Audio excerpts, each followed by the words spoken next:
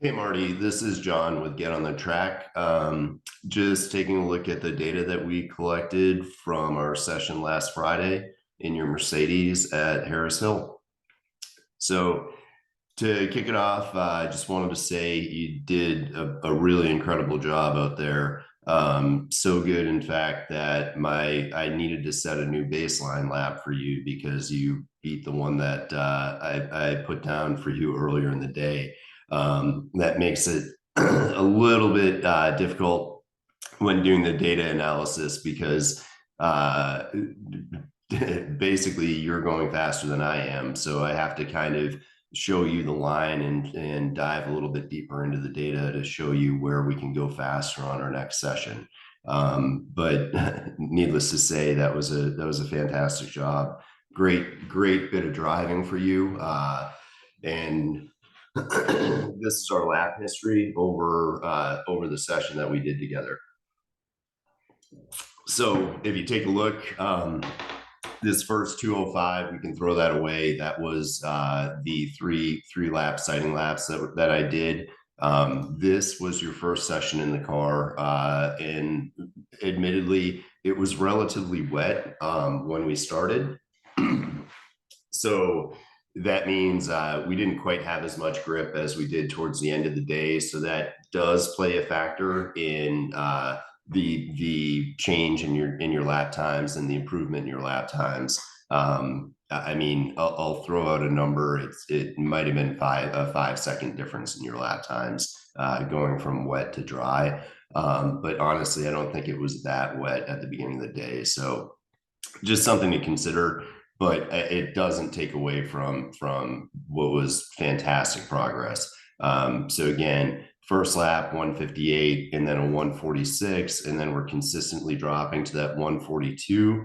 This 137 is the baseline that I dropped or that I set for you. My thought honestly was that you would cut a 139 for the day, and if you look, you clearly far exceeded that. We went down to a 135.745 for your fast lap, and we ended the day with that 135.981. So also a good sign here. Even though this 135.981 wasn't quite as fast as that 135, I do feel like I'm just happy to see that this number wasn't significantly higher. It means that you didn't have brain fade and you were still engaged when we finished the session. Basically, it's good to end on a high note rather than if these numbers were bad, you could have been there could have been some regression there.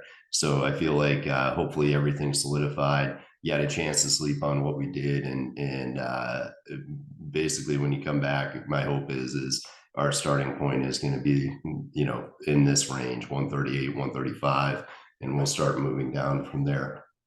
Regardless, great driving. Really enjoyed working with you and really impressed with the car as well.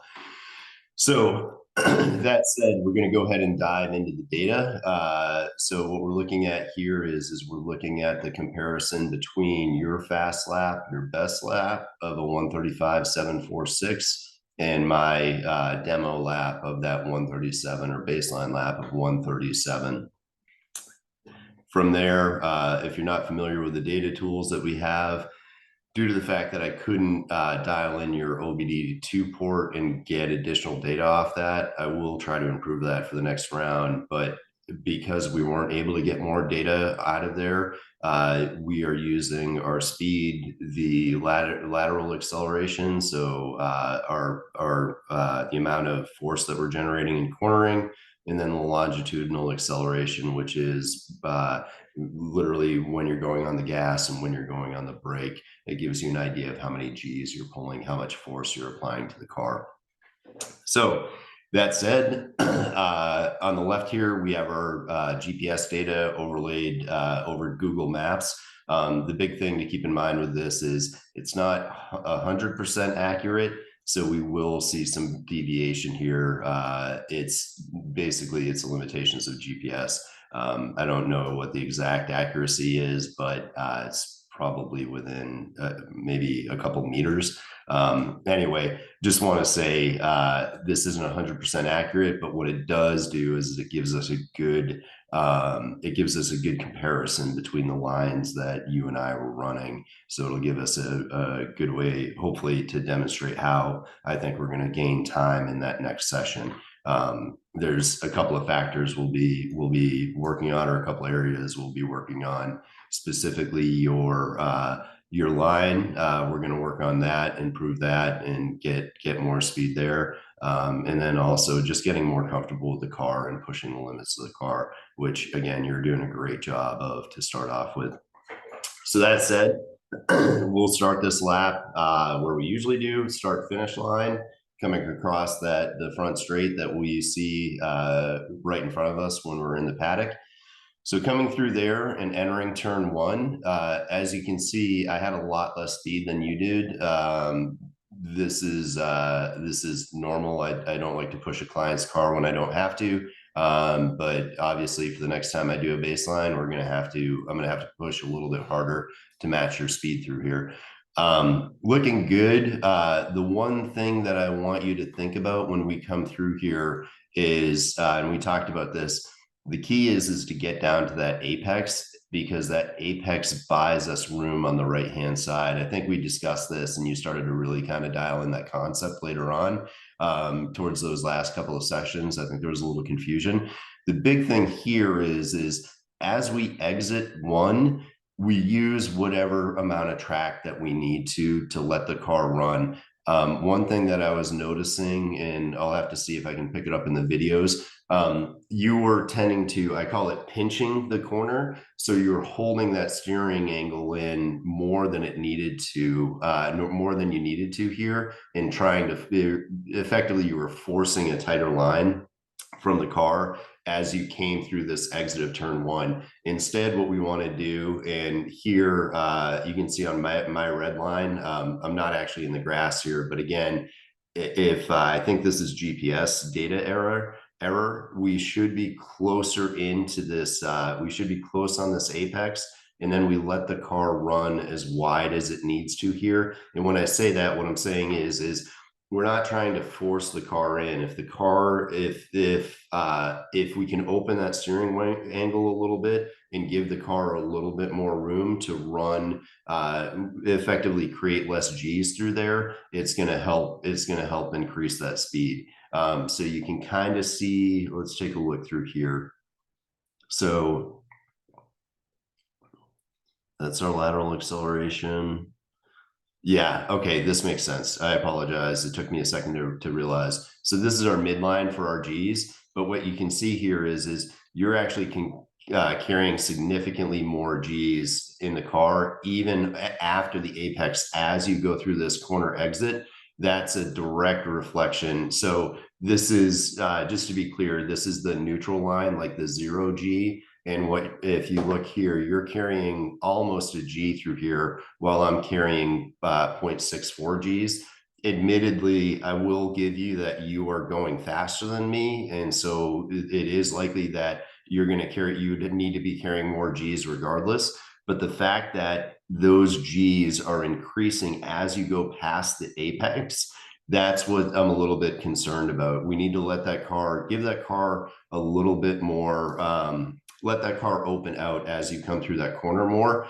And that's going to basically put you in a position where you're safer, because the car is more within its limits. You're not pushing the car as hard. And then as we get comfortable, it also means you're going to be able to go faster through there. And then as we exit turn one, we just slowly bend that car back across. And again, this is GPS error. I want to see us as close to the track out point that's on this left-hand side for the turn into the apex.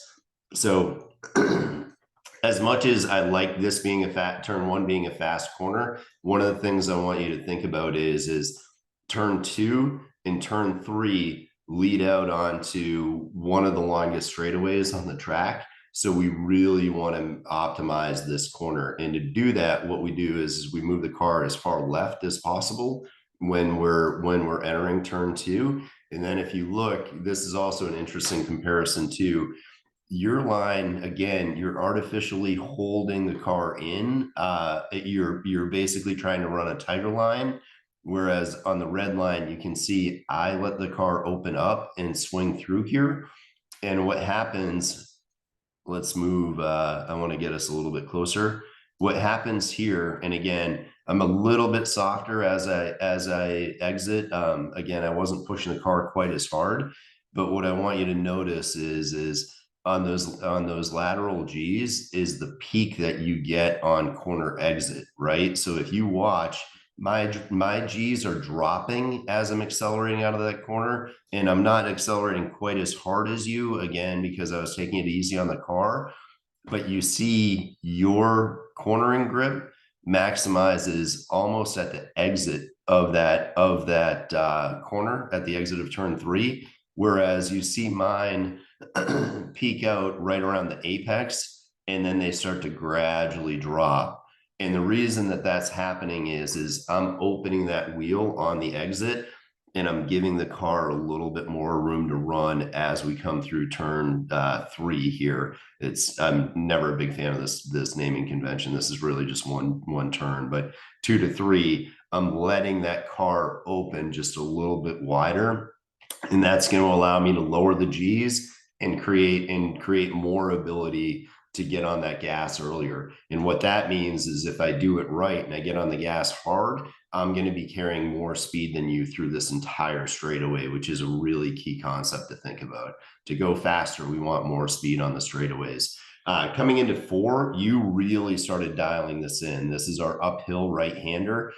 Really, really happy to see with what you were doing here. Again, I think this is just this might be GPS error. I don't think you and I are running significantly different lines here. But if you look very close on that entry, we get that car tight in on that right side, and I suspect that we're going to see some. Let's take a look at if the G's support this. So I'm looking specifically at the longitudinal G's. We see you braking pretty darn hard. Right here, we see those G's increasing as you're coming up over the rise. And this is really beautiful, Marty. So what we see here, right, you come up over the rise. This is that release point, right? And then you go back into that braking as you come. So basically we see a settle, and then we see you go back to those brakes to get that car to turn. The one difference between you and I here is I don't think I'm quite as extreme on that second brake application that comes in here. So I just kind of continue to squeeze it, but I also carry it, I think, maybe a little bit longer. No, I go to the gas. You're going to the gas a little bit earlier than I do. And I think you want to hold that. You want to hold off on that just a little bit longer. We'll work on that on the next round, but you can see, I think I'm running a slightly wider line on entry. And then what that allows me to do is typically, again, if I'm running the car harder, I give the car a little bit of boot, a little bit of gas. Sorry, boot is the wrong term, but I give the car, yeah. Anyway, I give the car a little bit of a gas on as I come over this rise, come around that apex, and then that gives me enough speed that I carry a little bit of brake coming into the downhill into turn 4, and that helps the car rotate in order to be able to give me a good position out of here. This I want you to take a look at, right? Look at the difference in our lines and what's happening here. Again, GPS error, I'm not on the grass here, but if you look, if we move this over a little bit, you can see that I'm getting the car angled and coming down the straightaway. I'm backsiding this apex just a little bit more than you. And what that allows me to do is go to the gas earlier. So you can see I'm giving up a little bit of speed right here. If you look at the area under the curve here, we see you come in and you're carrying a little bit more speed than I do, but then we see it flip. And technically, if I was pushing harder, I would be going on the gas here earlier, and then I would be exiting and carrying more speed than you through this whole section here. Actually, you see I'm carrying more mid-corner speed. That was my mistake. All right, but you see, yep. Okay, I'm still okay with this. I'm still okay with the explanation because I was a little bit early in the corner. So this is where I was right. This is where I give it some gas, and you can see the separation in our speeds as I'm coming down the hill. I'm carrying a little bit more speed, and then here you see me give up speed and I brake a little bit. And then exiting the corner, it's small, but I'm exiting the corner with a little bit more speed than you. And that's because of the angle that I leave that apex at. I'm coming, if this is the apex here, I'm actually angling the car down that straightaway a little bit more while you're taking a little bit broader of an arc and swinging that car around. And then we regroup here. I come back. I'm a little bit more aggressive than you. And I think this might be GPS error. I'm a little bit more aggressive than you possibly on getting that car back to the left-hand side in preparation for 5. But you see, you're carrying, I'm going to give you credit here. You're carrying good speed leading up to 6. Let's take a quick look. I'm going to just zoom out slightly. Carrying good speed through 6. I think both of us, frankly, were braking a little bit early going into 6. But then I want you to note this. If you take a look, my minimum speed, red line, is lower than yours. I come in at 6 miles an hour lower than you on the entry to turn 7. But the big thing is you have to slow down more towards the apex. If you look here, I'm exiting faster than you. And again, if I was aggressive on the throttle exiting here, you would see I would have more speed exiting 7 than you, and then all the way up to 8.